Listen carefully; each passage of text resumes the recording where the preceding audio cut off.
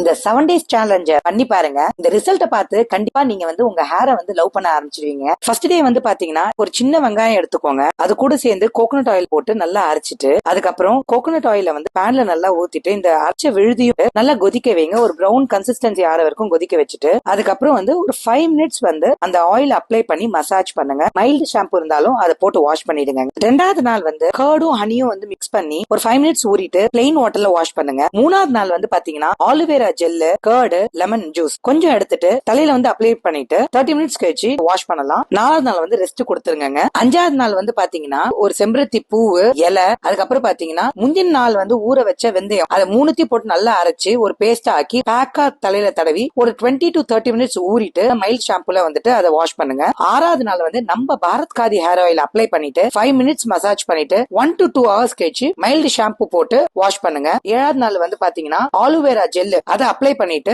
Wash பண்ணுங்க. எட்டாவது நாள் வந்துட்டு உங்களோட ஹேரை பாத்தீங்கன்னா நல்லாவே டிஃபரன்ஸ் தெரியுங்க. உங்க ஹேர்ல வந்து சாஃப்ட்னஸ் தெரியும், ஹேர் growth வந்து இம்ப்ரூவ் ஆகும், ஹேர் ஃபாலும் கம்மியாகுங்க. நெக்ஸ்ட் வீடியோல சந்திக்கலாம். நன்றி, வணக்கம்.